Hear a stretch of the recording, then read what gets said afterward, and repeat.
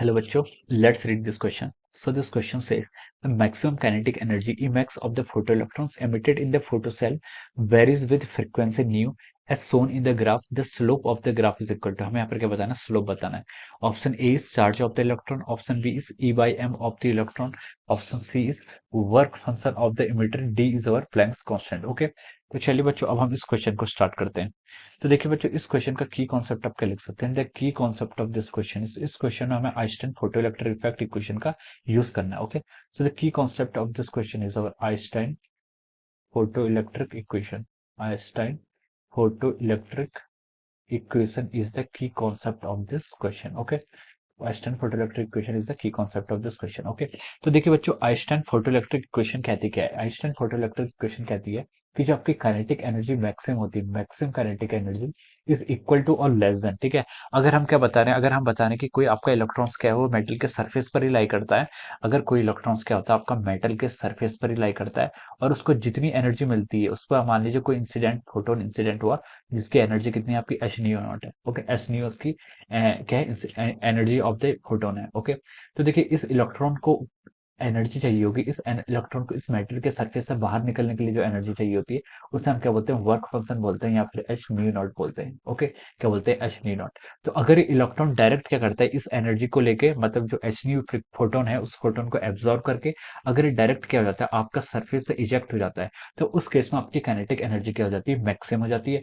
और वहां पर हम लिखते हैं kinetic energy maximum is equal to our h nu minus of our h nu naught. Okay, h nu की आपकी energy of the incident photon और एच न्यू नॉट की आपका ये आपका work function of the metal कहलाता है. Work function ये क्या कहलाता है आपका work function of the metal जिस मेटल के आप स्टडी कर रहे हैं. Okay, so this is the equation for our kinetic energy और इस इक्वेशन को हम क्या बोलते हैं, this equation is called our Einstein equation. ये कौन सी इक्वेशन आपकी, this equation is called our Einstein equation of photoelectric effect. Okay, अब देखिए हमें क्वेश्चन में देखिए के ई मैक्स और यानी कि ई मैक्स क्वेश्चन में इसको ई मैक्स से डिनोट किया है तो हम इसको ई मैक्स पे लिख सकते हैं. Okay, this is our E max is equal to h nu minus of h nu naught. ये आपकी इक्वेशन है. अब हमें क्या करना है यहाँ पर ई मैक्स और एच न्यू का यहाँ पर ग्राफ प्लॉट करना है. ओके, तो देखिए इसका हम ग्राफ कैसे प्लॉट करेंगे. यहाँ पर देखिए ई मैक्स क्या है, ई मैक्स आपकी काइनेटिक एनर्जी है, ये आपके वाई एक्सिस का लॉन्ग है. अगर देखिए ये इक्वेशन को हम देखें so this equation is a linear equation. ये क्या है आपकी लीनियर इक्वेशन है, लीनियर इक्वेशन है यानी कि y is equal to m x plus c की फॉर्म पे इक्वेशन है. तो देखिए y is equal to m x plus c, this represent equation of an straight line.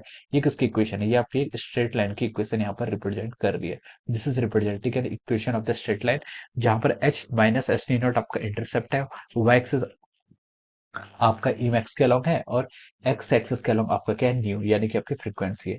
तो देखिए अगर हम इसके यहाँ पर प्लॉट करते हैं इस इक्वेशन को, ये आपकी क्या आपकी मान लीजिए दिस इज इक्वेशन वन. अगर हम इस इक्वेशन को यहाँ पर प्लॉट करते हैं तो देखिए हम क्या लिख सकते हैं, वाई एक्सिस के अलॉन्ग क्या आपका ई मैक्स है, ई मैक्स क्या आपका वाई एक्सिस के अलॉन्ग है.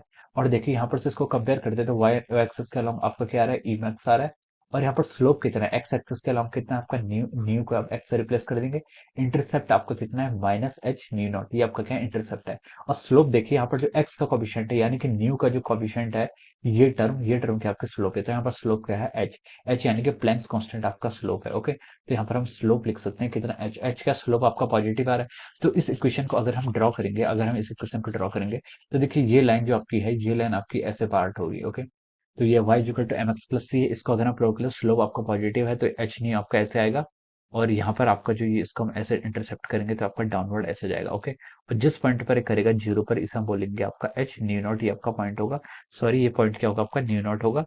और यहाँ पर जो आपका कर्व है ये आपका क्या है फ्रीक्वेंसी के अलोंग आपका क्या हो जाएगा यहाँ पर, ये हमारा फ्रीक्वेंसी के अलोंग एक्स एक्सिस है. Okay, so this is how the equation will look like. Okay, ये आपकी इक्वेशन इस तरह की लगेगी. ठीक है, जो नीचे का रीजन है जो हमारा डॉटेड लाइन से हमने रिप्रेजेंट किया है ये आपका फॉरवर्डर रीजन है क्योंकि काइनेटिक एनर्जी कभी भी नेगेटिव नहीं हो सकती, इसलिए हमने इसको डॉटेड रीजन से क्या किया है डिनोट किया है. तो देखिए ये जो स्लोप है, स्लोप यानी कि जो इसे थीटा बना रहा है हम लिख सकते हैं यहाँ पर टेन थीटा. टेन थीटा को आप क्या बोलते हैं आपका स्लोप बोलते हैं. ये स्लोप की वैल्यू आपके के इक्वल आई है एच के इक्वल आई यानी कि प्लैंक्स कांस्टेंट की. इस इक्वेशन को हम यहाँ पर कंपेयर करके बता सकते हैं E max is equal to h nu minus h nu naught और यहाँ से स्लोप कितना आ गया आपका एच के इक्वल आ गया Planck's constant. So h is the Planck's constant is the slope of this graph. Okay, so let's see the options. Options A में बोला है कि इसने charge of an electron, this is incorrect. Option B is E by m of the electron, this is also incorrect. Option C is our work function of the emitter, this is also incorrect. And in the option D में हमें given है Planck's constant, तो option D क्या हो जाएगा इसका right answer हो जाएगा. So we can say that option D is the correct answer of this question. Option D is correct answer of this question. Okay. So I hope you all understood this concept. All the best and thank you so much.